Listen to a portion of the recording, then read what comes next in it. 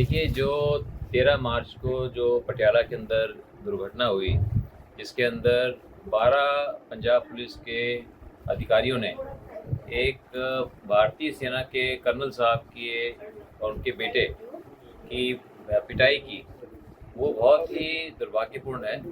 और इस तरह से किसी के साथ भी, ये तो भारतीय सेना के बहुत उच्च स्तरीय अफसर हैं कर्नल बात, लेकिन किसी भी नागरिक को इस तरह की जिल्लत का सामना नहीं करना चाहिए। पुलिस को हम अपना रक्षक मानते हैं, तो रक्षक को रक्षक की भूमिका निभानी चाहिए, ना कि भक्षक की।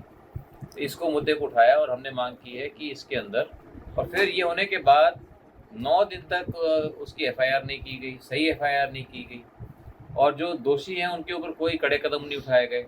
इसलिए मैंने मांग रखी है संसद के अंदर कि केंद्र सरकार को सीबीआई जांच के आदेश देने चाहिए और इसके अंदर जो भी दोषी हैं उनके ऊपर उचित कार्रवाई होनी चाहिए, ताकि लोगों को रहे, पुलिस को भी रहे कि उसको मर्यादा के अंदर रहकर उसको अपनी कार्रवाई करनी चाहिए। और ऐसे किसी भी निर्दोष व्यक्ति को इस तरह से मिलकर के पिटाई करना, ये कहीं पर भी पूरे विश्व में किस तरह का कोई शोभा नहीं देता। और अगर हम गलत करेगा कोई, तो उसका खामियाजा भी भुगतना पड़ेगा। आपके शाहबाद की जो भी समस्याएं हैं, जो अपने बाढ़ की समस्या को कहा, इसके प्रति हम सभी बहुत गंभीर हैं। और माननीय मुख्यमंत्री जी, जो कि हमारे ही कुरुक्षेत्र डिस्ट्रिक्ट से ही जो उनका निर्वाचन क्षेत्र भी है, वो यहाँ से हमारे सांसद भी रहे हैं, वो भी इसको भली भांति जानते हैं। और इसके ऊपर जल्द से जल्द हम कार्रवाई करेंगे, ताकि कोई भी आगे कोई भी अगर बाढ़ आती है तो उससे किसी को भी तकलीफ ना हो।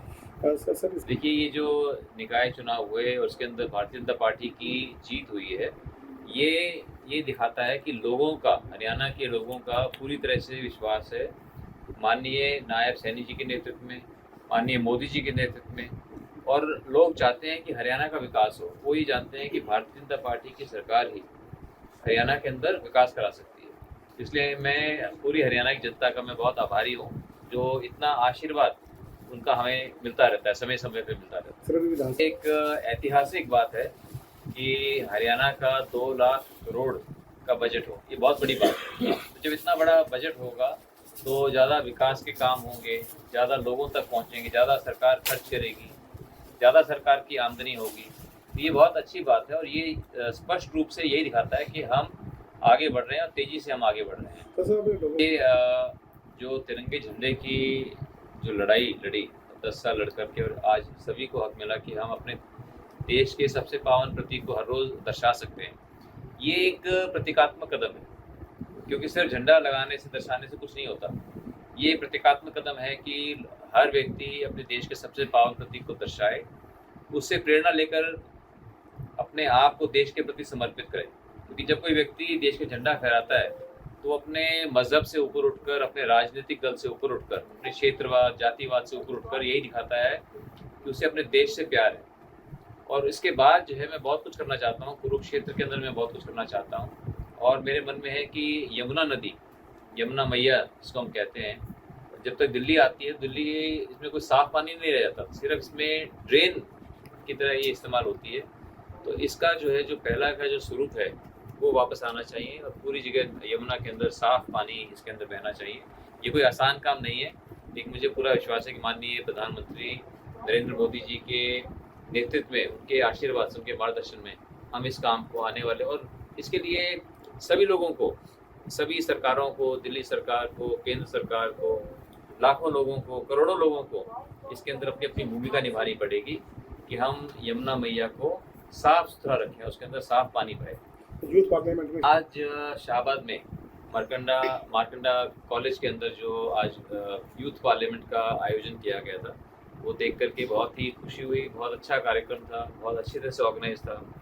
जिन बच्चों ने, अलग अलग बच्चों ने, किसी ने प्रधानमंत्री की भूमिका निभाई, किसी ने लीडर ऑफ अपोजिशन की निभाई, किसी ने अलग अलग मंत्रियों की निभाई, अलग अलग सांसदों की निभाई, और डिबेट हुई अलग अलग सब्जेक्ट्स के ऊपर। उन्होंने बहुत अच्छे सब्जेक्ट्स का चयन किया, बहुत अच्छी डिबेट हुई, बहुत ही ऑर्डरली वे के अंदर सारा का सारा ये सारा संपन्न हुआ।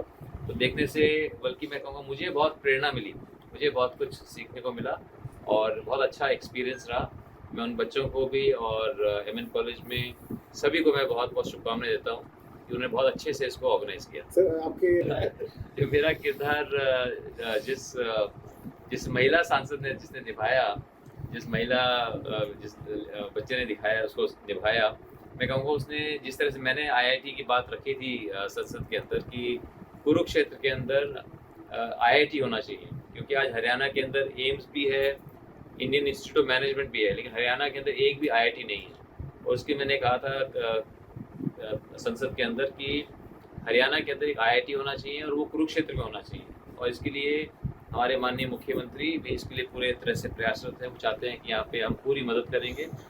तो इस बात को जो आज जो युवा संसद में जो इसको बात को उठाया, मैं कहूँगा जैसे मैंने उठाया था उससे भी बेहतर ढंग से और उसने हमारी बेटी ने उठाया। तो गुरु मंत्र जो है, चाहे सुभाष कलसाना जी हैं या भारतीय जनता पार्टी के हम सभी कार्यकर्ता जो भी हैं, हमारा एक ही संदेश है कि हम चाहते हैं कि शाहबाद मारकंडा भी पूरा हरियाणा में पूरे लोग खुशहाल हों, संपन्न हों, खुश हों, और उसी के लिए हम प्रयास करें।